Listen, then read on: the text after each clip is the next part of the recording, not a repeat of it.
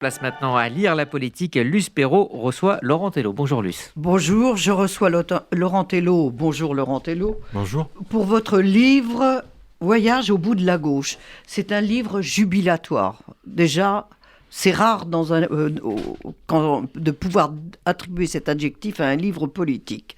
Alors, ce voyage au bout de la gauche, c'est comprendre comment le parti de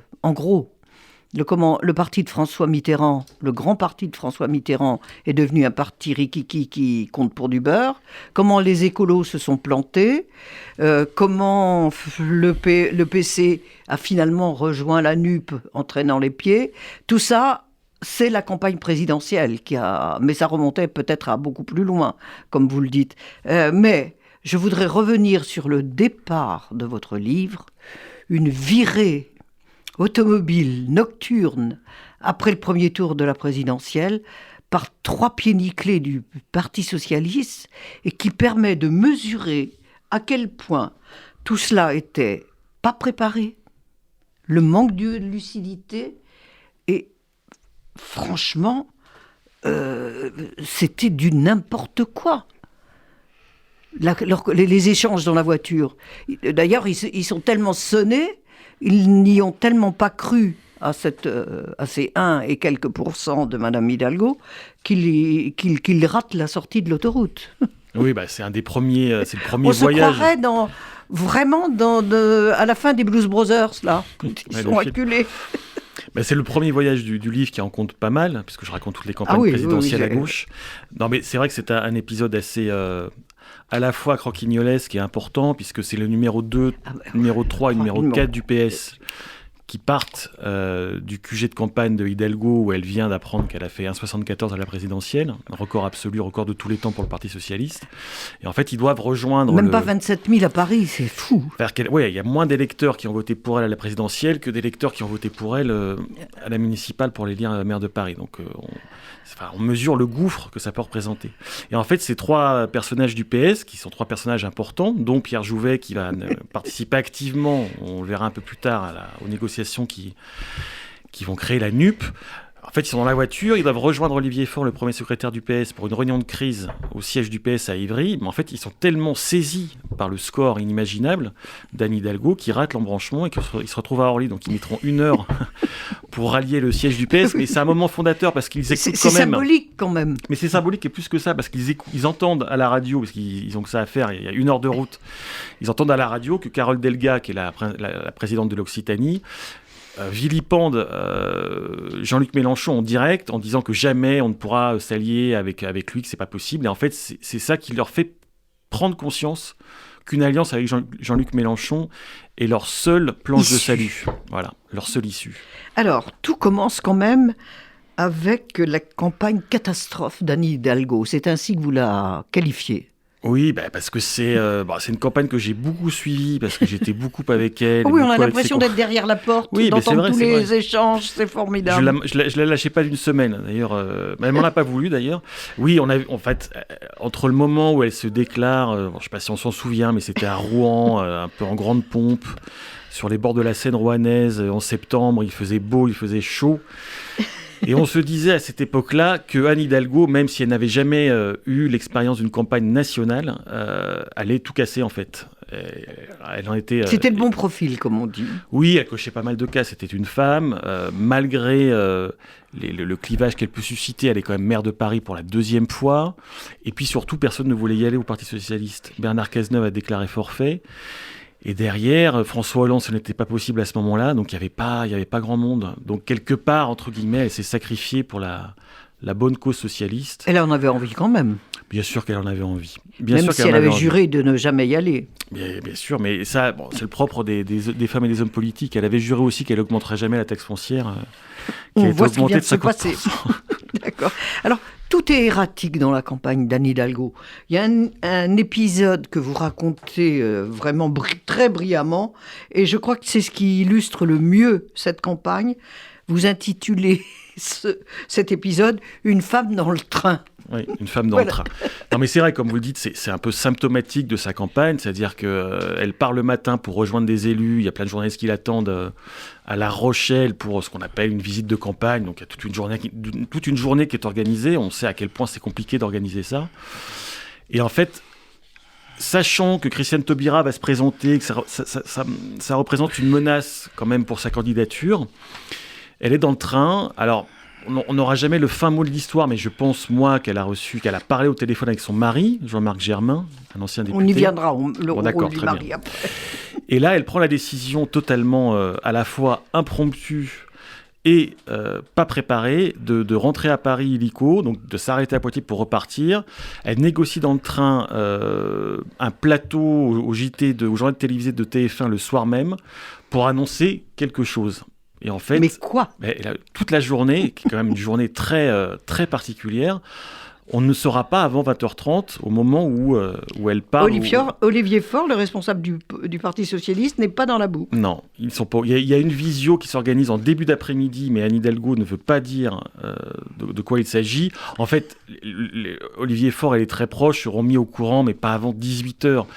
Et ce qui est quand même très problématique dans la mesure où jamais le PS ne pourra préparer cette déclaration, donc où elle déclare en fait qu'elle veut participer à une primaire de la gauche. Après avoir refusé ? Après l'avoir refusé de façon assez véhémente. Mais quand on fait une annonce qui doit être aussi forte, il faut que toute la mèche, ça se prépare, parce que derrière, il faut que les gens soient sur les plateaux télé pour appuyer cette initiative. Prendre le relais, pour pas qu'elle soit toute seule. Or, rien n'est préparé. Mais Anne Hidalgo, elle a aussi cette particularité de s'en tenir à son instinct. Elle est persuadée que son instinct... son pif, comme elle dit, la sauvera de tout, en fait. Donc, elle est coutumière à la mairie de Paris. Quand elle a pris la décision de fermer les voies sur berge, enfin le reste des voies sur berge, c'est quelque chose qu'elle a décidé en 5 minutes, sans vraiment de concertation. Sans consulter personne. Donc, Très démocratique. Elle est coutumière de ça. Je ne ferai pas de commentaires sur le caractère démocratique, c'est une femme politique.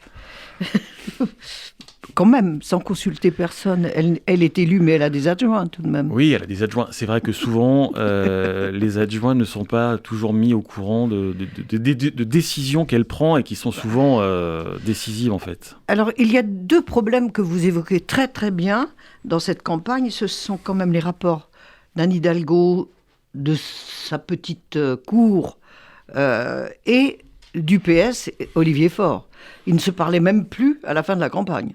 C'est-à-dire qu'au début, en fait, ce sont 2 personnes qui ne se connaissaient pas vraiment avant. Ils s'étaient croisés au cabinet de Martine Aubry il y a des années sous le gouvernement Jospin, donc au début des années 2000.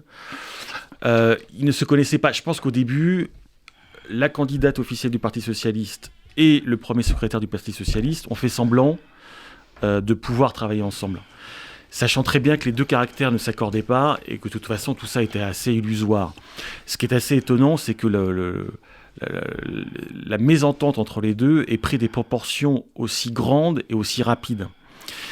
Après, on se souvient de l'épisode de la candidature de Ségolène Royal en 2007, où là, tout l'appareil du Parti Socialiste était contre la candidate. Là, c'est encore autre chose. C'est qu'il y a une mésentente telle... Mais c'est parce qu'ils avaient un candidat. Ils avaient un candidat, alors que là, il n'y en avait pas d'autres. Il n'y en avait pas d'autres, sauf qu'Olivier Faure, ça c'est mon avis, n'attendait qu'une chose, c'est que la catastrophe annoncée se précipite pour que Anne Hidalgo jette l'éponge avant même l'élection, pour que le Parti Socialiste se rallie aux écologistes. Et c'était mal à connaître, effectivement.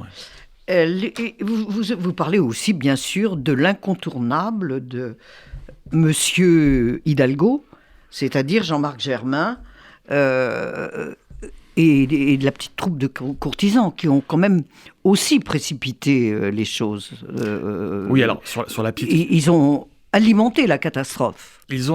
En fait, après c'est toujours un peu pareil, c'est que le premier cercle, en général, ne va pas critiquer le ou la candidate, c'est compliqué, mais là on est à ce point de flagornerie et de déni et d'autisme. Il n'y a personne qui osait dire à Anne Hidalgo qu'elle allait dans le mur. Bon, après, elle a un caractère assez particulier, assez franc, qui peut dissuader même ses plus proches de lui dire en fait il faut que tu fasses soit autrement, soit que tu te retires. Et c'est vrai que Jean-Marc Germain, qui est son mari, et qui est une personnalité politique, pas de premier plan, mais qui a quand même été député, qui était un député frondeur sous François Hollande, est à la fois un conseiller, un mentor, et donc elle s'en remet beaucoup à lui. Et bon, après, moi je m'en remets... Avec le succès que l'on sait. Oui, voilà, je m'en Voilà. remets. Alors, finalement, il y a aussi ce qui pouvait sembler au départ sympathique pour la sortir de l'image parisienne, ce qu'elle a appelé son équipe des maires de France. Et ça a été le fiasco tout de suite, par manque de communication entre eux, Et de disponibilité. et de disponibilité des uns et des autres. Je pense que c'était une bonne idée marketing de nommer Oui, par bien exemple la sûr. maire de Nantes, qui n'est pas très connue, Johanna Roland, directrice de campagne. Sauf Oui, mais- que voilà, la vie municipale ne s'arrête pas pendant une campagne présidentielle. Johanna Roland, elle était maire de Nantes, elle avait beaucoup de travail. Donc Mathieu Klein a été éclipsé tout de suite. il a fait son boulot d'élaboration du programme, et puis après, comme il a vu que Anne Hidalgo allait à la catastrophe, il s'est dit que peut-être ce serait pas mal de rallier Christiane Taubira, en fait. Bon, donc lui, Ah il a oui, il y été avait évincé l'épisode du jour au Taubira lendemain. aussi. Oui. Bon, Mais c'est vrai que c'était couru d'avance, ce n'est pas possible. L'idée, à la base, peut être bonne, mais en termes d'affichage, mais en termes organisationnels, c'est injouable, totalement injouable. où il fallait le jouer un coup. Un coup peut-être, Bien mais préparé. la directrice de campagne n'a jamais dirigé la campagne. Voilà, en fait. la campagne. Le problème vient de là quand même, essentiellement. Et le PS n'a jamais été associé à la campagne. Ça fait quand même beaucoup pour bien une sûr. seule candidature. Tout à fait. Alors, vous concluez, en gros, on passera sur l'épisode Taubira, qui était une cacophonie. La campagne d'Anne Hidalgo a fait le vacarme d'une berceuse. C'est à peu près ça, ou alors quelquefois un peu plus, parce que c'était tellement catastrophique qu'en fait je pense que ça faisait plus rire jaune les observateurs politiques qu'autre chose. Mais c'est ce que je dis à un moment, c'est que je n'ai pas recensé un seul moment positif durant cette campagne. Pas un seul. Pas un C'est-à-dire que seul. tous les jours... Et vous il y avait- y étiez tout le temps. Franchement, oui. En fait, c'est son fils qui a résumé la situation. J'ai pas voté pour ma mère. Le dire publiquement, c'est un peu dur quand même. C'est un peu dur à avaler, mais Ouais, c'est un bon, peu dur à avaler. c'est quand même comme ça que ça s'est passé. Alors, il y avait aussi quand même, à un certain moment, voyant la catastrophe annoncée, François Hollande qui quand même, lui, par contre, très aguerri aux campagnes, François Hollande préparait sa venue Oui, alors ça, avec Julien Drey, le célèbre baron noir. il n'y avait que lui, que le baron noir, le vrai baron noir, qui pouvait fomenter un coup pareil.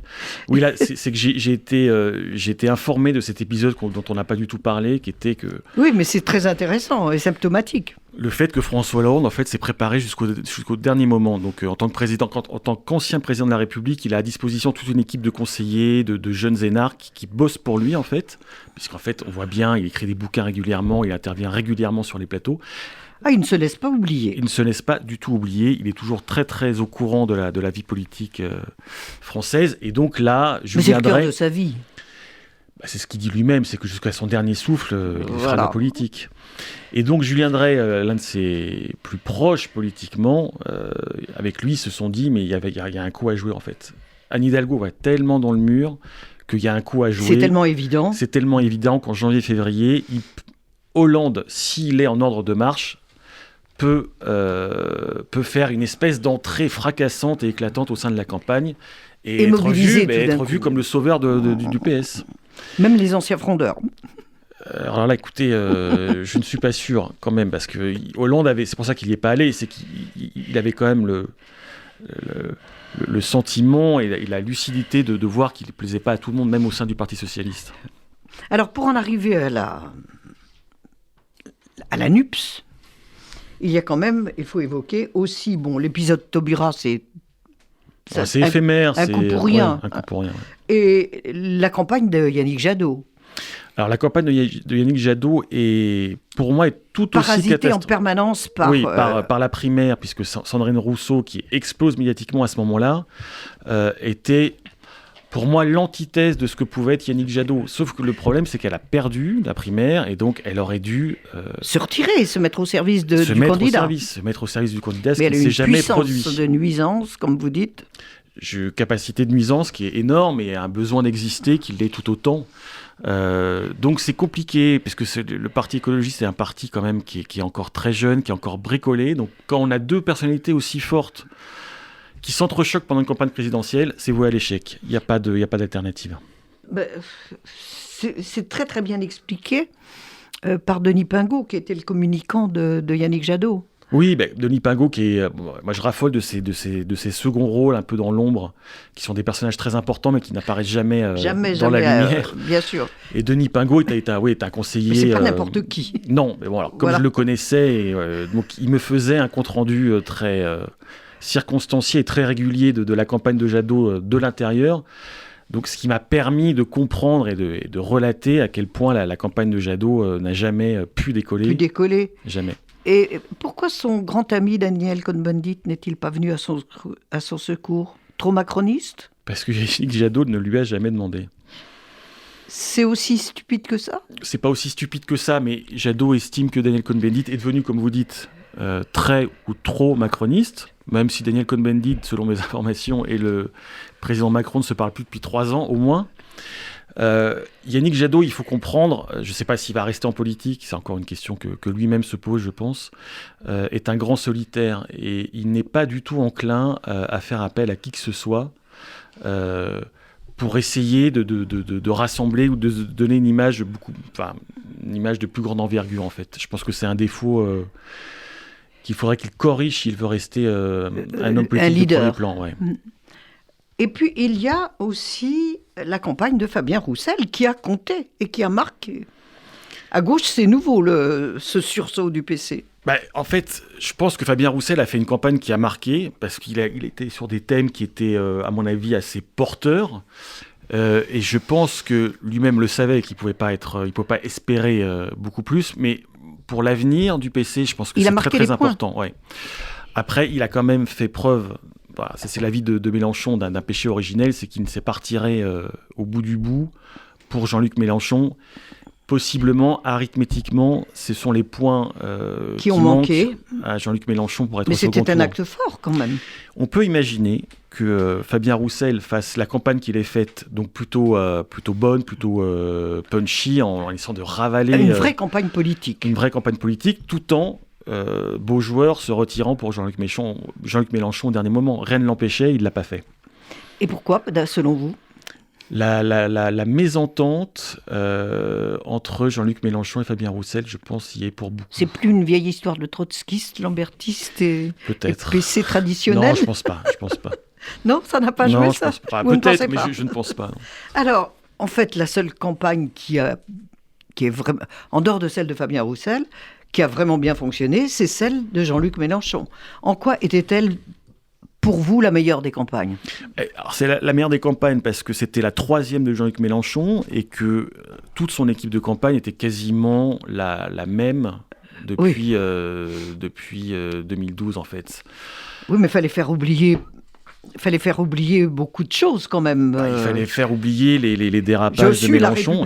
La République c'est moi, enfin tout ça. Quoi. Vous remarquerez qu'il a fait 22% au premier tour. Oui.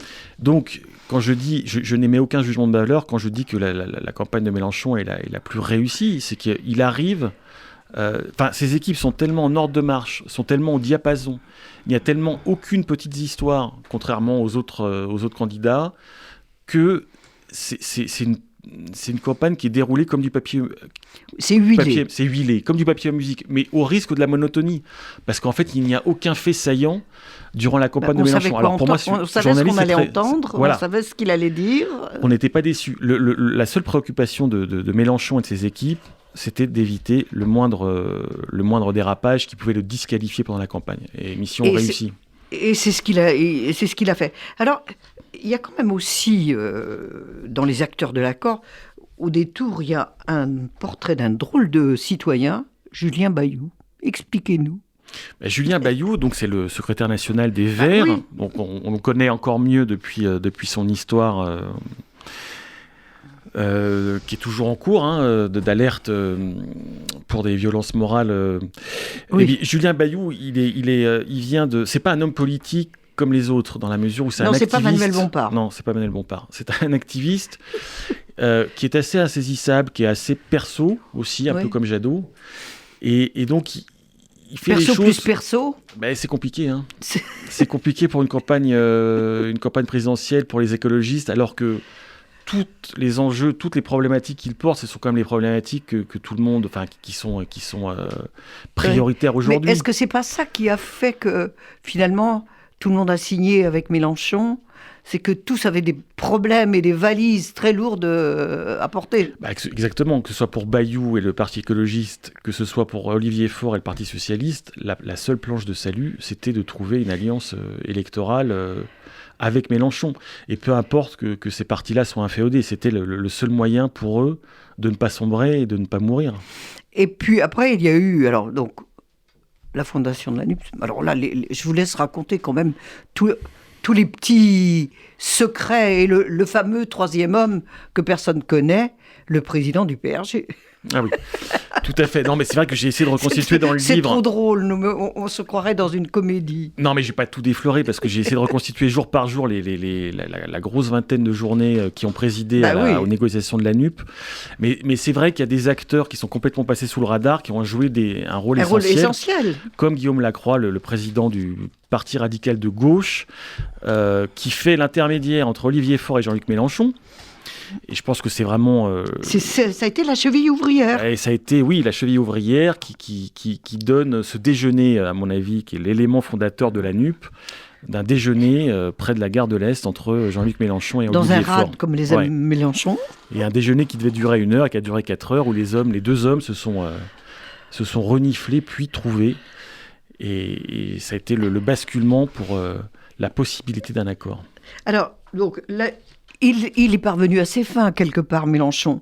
Mais il a 70 ans passés, quand même 3 campagnes derrière lui. Il n'a pas réussi à se faire élire, entre guillemets, Premier ministre.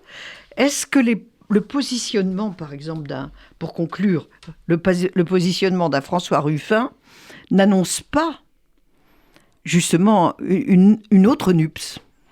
Alors, c'est possible, et je pense que c'est le pari de Ruffin, on voit bien comme ces derniers jours, il dit qu'en fait, il est devenu social-démocrate.